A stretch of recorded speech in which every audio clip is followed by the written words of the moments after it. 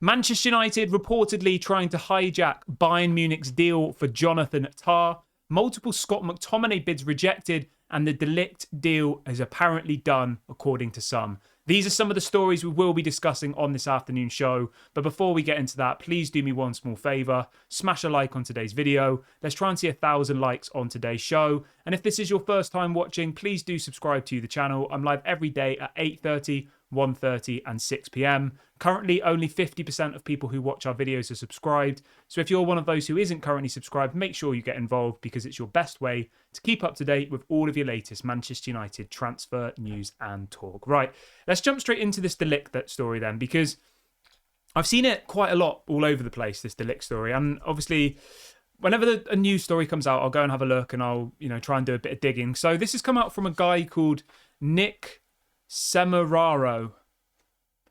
A Twitter account. He says, exclusive, Matthias De Ligt from Bayern Munich to Manchester United, locked and loaded, ! Agreement on £42 million payable in instalments. Contract ready for 170k per week until 2029. I don't really know what to say about this story, to be honest with you. He says it's locked and loaded, which I assume is a kind of cheap knockoff of Here We Go. The guy has got 15,000 followers on Twitter. He says that he is a football expert for Juventus and Manchester United. He lives in Milan. I don't know what to think about this. Do I think De Ligt will sign for Manchester United? Yes. Do I think the deal will be worth £42 million? Yes, because that's what's been reported for weeks, that it will be 35 million up front plus 7 million in add-ons. Total package 42, which is 50 million euros, which is what they're asking for. The wages, the 170k per week, was already reported a couple of weeks ago that he's apparently going to take a pay cut with kind of like incentives built into his contract. And if Manchester United qualify for the Champions League, he'll get his pay increased. But I'm just surprised that somebody who has only made a Twitter account like literally less than 12 months ago is getting the exclusive scoop on De Ligt to Manchester United. What does everybody think about this? I don't know. It's difficult. I think at the moment the most reliable journalists are Fabrizio and David Ornstein, and they have been for a while. And when somebody new comes along with a hashtag or a catchphrase is locked and loaded, I don't know. I'm not convinced, being completely honest. I'm not at all. I'm convinced that we'll sign him. I'm just not convinced that this guy called Nick Semeraro has got the exclusive scoop ahead of people like David Ornstein and Fabrizio Romano. Like, it doesn't really add up to me. But you never know, do you? Maybe he somehow has got the information that these other people haven't got. But yeah, I'm not sure, to be honest. I don't believe it, but I do believe we'll sign him. And I know that sounds a little bit confusing, but I think all of the information that he's put out there is information that's already been reported by other more reliable people. And he's kind of just rephrased it and said, like, the deal is on, locked and loaded, whatever that means. Yeah, so we can put that to one side. Let me know what you think. Do you think De Ligt is going to sign for Manchester United? Do you want De Ligt at Manchester United? Is he your number one target? Let me know in the comments below. And the other thing I meant to ask you as well was this. Obviously, now that Jarrad Branthwaite seems to be off, who should Manchester United sign instead of Jarrad Branthwaite? Let me know your thoughts in the comment section below. Obviously, we have people like Mark Gahey, Gonzalo Inacio. Those are kind of two options that have been touted. But I want you to get in the comment section and let me know who should Manchester United sign instead of Jarrad Branthwaite, because we're not going to get him, I don't think. Okay, let's move on from that, though. Let's talk a little bit about Scott McTominay. This story is coming out from Manchester Evening News in the last kind of 10 or so minutes, and they are reporting that apparently Manchester United have rejected multiple bids for Scott McTominay in the early weeks of the window amid mounting interest in Scott McTominay. This is coming out from Samuel Luckhurst, Manchester Evening News. Obviously, we spoke on the show this morning that apparently Galatasaray are trying to sign him. We know that Fulham have interest. We know that West Ham have interest. So there's definitely a market there for McTominay. I imagine that these bids were so low that they weren't even taken seriously. But again, we'll have to wait and see what happens with McTominay. I think with 1 year left of his contract, he probably is worth anywhere between 20 million and 40 million, probably, depending on who the club is and all the rest of it. If he's going to go to Galatasaray, they're not going to pay probably more than 20 million, are they? Whereas a Premier League club, a Fulham or West Ham, I imagine would pay probably 30 to 40 million for him, realistically.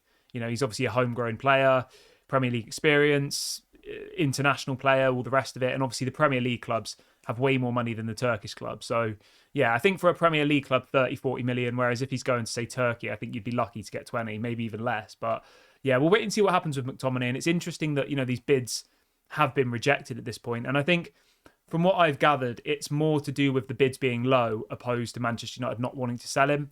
They are open to selling him, but only at the right price because they do still see him as a, you know, an important part of the Manchester United squad. So I'll keep you updated on Scott McTominay, but as it stands at the moment, multiple bids rejected by Manchester United for Scott McTominay.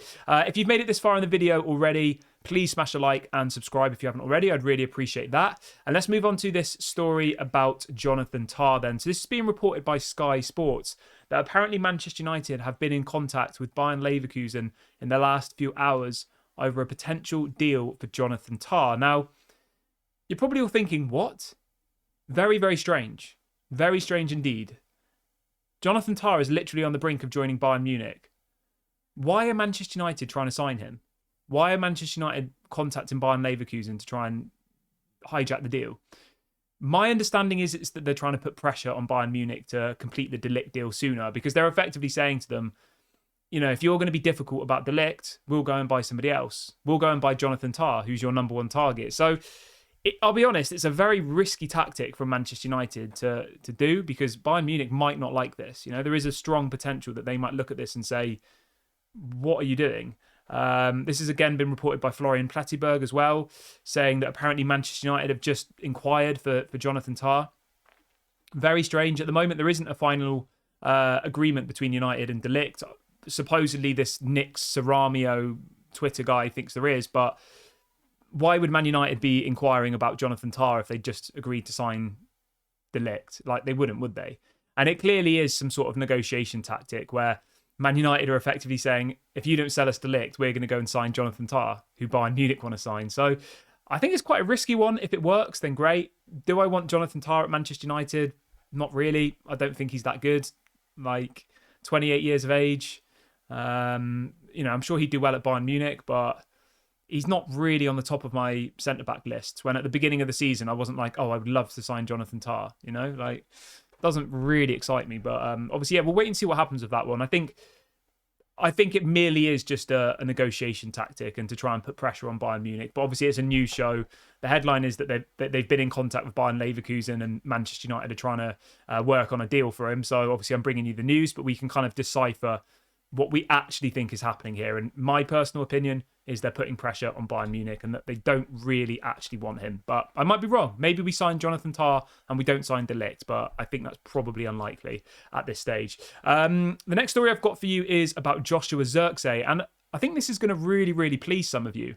Apparently, Manchester United are going to pay him around £60,000 a week, which puts him on the same kind of wages as Garnacho, on the same kind of wages as Rasmus Højlund. I think we're going in the right direction. I do. Let me explain this to you. This time last year, 2 years ago, Anthony was playing for Ajax. He was on about £20,000 a week. We sign Anthony and we give him £200,000 a week. We times his salary by 10. Whereas in this case here, Joshua Zirkzee on 60k a week, I think that's a really good bit of business. He's just won the Young Player of the Year award in Serie A. Can you really say that Joshua Zirkzee is a worse player than Anthony at the point of us signing him? I'd say they're probably like level. I know they're in different positions, but based on what they'd achieved in the game so far, Anthony never deserved the 200 grand a week contract based on what he'd done at Ajax. And Joshua Zirkzee for 60k a week, I think is perfectly reasonable. So I'm really, really happy about that. And it shows that Dan Ashworth and Ineos are doing things different versus the Glazers. They're not handing out stupid contracts, and they clearly have a football brain on their shoulders, opposed to just being like, oh, we'll give you whatever you want. How much do you want? Oh, you want 200k a week? No problem. Oh, Maguire, you want 200k a week as well? Oh, we'll give you it, you know? So, yeah, I think that's really, really positive, and I'm happy about that. But yeah, let's hope that he does well. That's the most important thing. And I hope that there's some sort of incentives in his contract. So, you know, that if he scores a goal, he gets some money. If he does an assist, he gets some money, because there's no harm in having that in there. But I'm going to wrap the video up here. Thank you very much for joining me. It was just a little update before obviously we've got the game tonight against Rosenborg. I hope everyone has a great rest of your day. Please make sure to smash a like and subscribe before you leave. This has been Daily Red Devil, and I'll speak to you all a bit later. Bye for now.